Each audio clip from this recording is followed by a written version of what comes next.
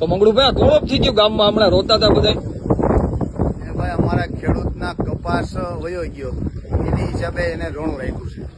આ રોણું એનું છે, કપાસ વયો ગયો ને એનું.